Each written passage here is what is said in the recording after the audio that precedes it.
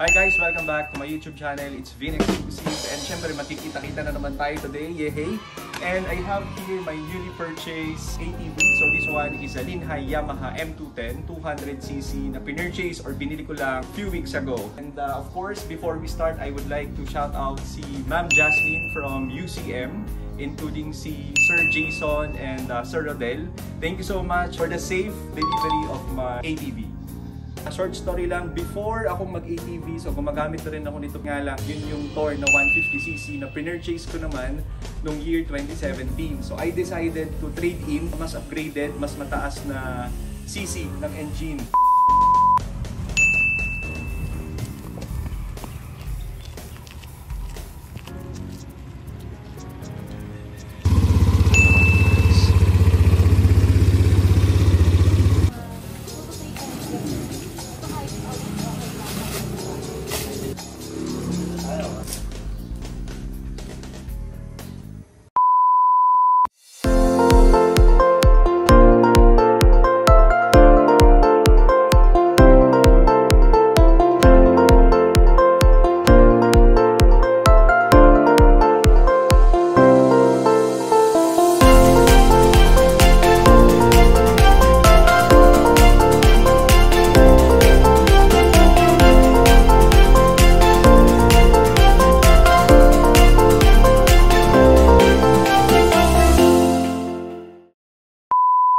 So let's go muna dito sa front fascia. You will see naman dito sa may front grille natin, bago na yung emblem na ginamit ni Linhai. Para na rin siyang honeycomb, yun nga lang black accent yung type ng front grille natin dito. Ang headlight halogen na din, of course with low and high beam. Umaandar kayo sa umaga, umaandar din siya, parang daytime running light na rin. LED na itong ating signal light, magkabila ang gilid yon. And kung mapapansin nyo rin dito sa may front natin, meron tayo ditong parang rack. So, lagayan ng mga pinamili. Sabi nila, pwede rin daw yung mga sako ng bigas. Pero syempre, dumedepende pa rin yun kung ilang kilograms yung ilalagay natin dito. Front wheel, this one is hydraulic na rin. Mas maliit ito, actually. Mas maliit itong size ng gulong versus dun sa Thor. 10 lang yung size nito. Then, meron na rin tayong mags. So, upgraded na rin to. Both na rin na naka-hydraulic disc yan. And solid din yung quality ng plastic material na ginamit dito. And meron na rin tayong side mirror. Yung before kong binili na Thor, walang side mirror. Ito, free na lang din yan. So we have the gas tank. This one ay merong 8.3 liters capacity. Meron din tayong maliit na LCD gauge cluster dito. Actually, lahat to ay working. Yung mga icon dito na papakita ko sa inyo later. Meron tayo ditong check engine light, notification. Meron tayong neutral sa signal. Itong button gumagana din yan, depende sa mode. Monitor din kasi natin kung ilang oras na natin ginagamit sa ATV. Meron tayong indicator dito para sa bright, sa headlight natin. Kapag naka-handbrake tayo, signal, and kompleto. Later on, pakita ko sa inyo. Dito naman sa may handlebar natin sa left side, we have here yung switch sa ating headlight. Meron din tayong kill switch. Yung kill switch neto may delay ng 5 seconds for safety purposes. And then, ito naman yung button, ayan, para iti-turn on na natin. So, brake, and then press para paandarin yung makina. Turning signals natin, left and right. And then, yung busina natin, itesting natin yan later on. Meron na rin akong rosary dito. Ito din yung rosary na nakakabit dun sa previous ATV ko. Para na lang din may guide tayo. And then, oil sa brake. Oil sa brake. Sa left naman natin ay handbrake. Pag naka-ganito, may indicator naman, on parking, ibig sabihin, on yung handbrake natin. And then, ito-twitch mo lang siya pa kabila. Ayan, umaandar siya, di ba? So, off parking, ibig sabihin, naka-off yung handbrake. Ito rin yung throttle natin. Hindi siya yung kagaya ng normal na motor. Di ba ginagano natin? So, this one is press-press ka lang para umandar tayo. And then, syempre, brake, ganun pa rin. So, may cover pa din to, tsaka goma. Ayun, and kainaman din dito kasi yung dating ATV na ginagamit ko, ang kanyang gear selector nasa baba. So ang hirap i-access, lalo na kapag aatras ka or mag-iiba ka ng gear. So this one ay nandito na. So parang nakakotse ka na lang din. Forward, neutral, and then reverse. Ating engine specifications, this one is 4x2, single cylinder, 200cc, CVT or continuous variable transmission. EFI, of course, electronic fuel injection. And let's go naman dito sa may sidings natin. So naka-fender tayo, medyo makapal. Meron din tayong rack dito. And ang maganda sa kanya is, ito din pala, yung ating backrest. Okay, ito pinalagay ko lang to. Technically, pag bumibili kayo talaga ng ATV, minsan may kasama, minsan wala. So pinalagay ko na para pag may aangkas sa likod, medyo safe. Kasi pwede siyang humawak dito and at the same time, pwede siyang sumandal dito sa part na to. Yung leather nito, I don't know if this one is pure leather, pero maganda yung material na ginamit nitong upuan. Sobrang lambot niya, tsaka hindi matagtag. We have rear light, LED na rin, signal light, LED, and then naka-hydraulic disc gulong sa likuran. So kung mapapansin nyo rin, mas malaki yung gulong sa likuran, mas malapad versus dito sa harapan. Ang rear size natin ay 22 by 10. Tapos sa harap naman, to be exact, ito ay 21 by 7. Tapos 10 inches din yung size ng mugs natin. And then for safety, meron tayo ditong warning or parang instructions kung ano yung mga dapat at hindi dapat gawin kapag gagamitin natin tong ATV. And then, ang maganda rin pala dito kasi kapag hindi mo gagamitin si ATV, merong takip yung ating susian. Okay? Very safe to pagka umuulan. Or let's say, hindi covered yung parking natin sa bahay. So, may takip for safety purposes.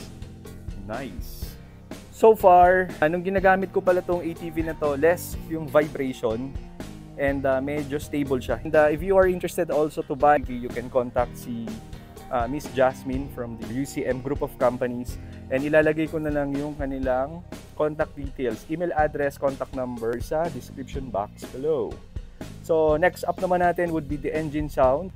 Check natin yung horn, yung signal, and then let's have a quick test drive. Ayun, so guys, ito pala yung pinakasusi natin.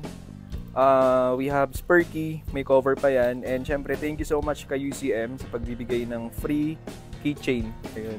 So let's have a quick engine sound. So again, lagay mo lang dito, tanggalin mo yung takip. Yan, tapos isang click. Yan, naglo-loading na yan. Umiilaw yan lahat. Yan. So naka-indicate dito ngayon sa ating gauge cluster yung or naka-light yung parking brake kasi naka-on tayo. Tapos naka-neutral. Itong check engine light, normal yan kung hindi pa nag-start. Isang pwede nating malaman, isang press pa para mag-activate yung headlight natin. Brake, tapos itong button na to to start the engine.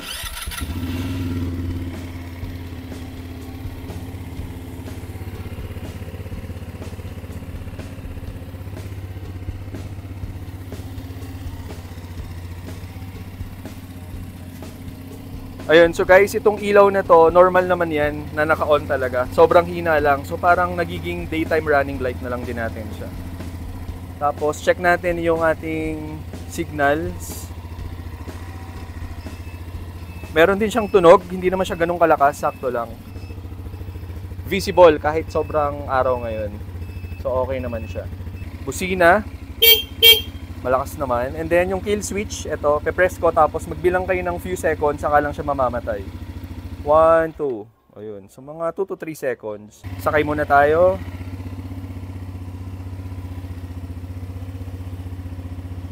Again, this one is not street legal or highway legal kasi normally ginagamit lang to sa farm, sa mga pang off-road. Even though it's 4x2 pero sobrang powerful ng 200cc engine. Turn natin to reverse. Yan, so meron tayong tunog. Tapos balik sa neutral. Neutral and then forward. Yan. Diba? Powerful ng tunog. Tapos reverse tayo. Konting test drive lang tayo dito. Okay? Reverse na ako ngayon. And atras.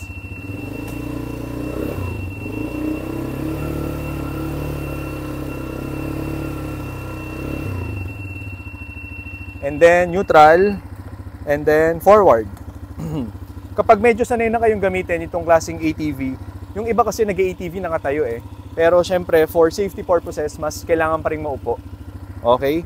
So, forward tayo dito saglit, tapos balik tayo dito.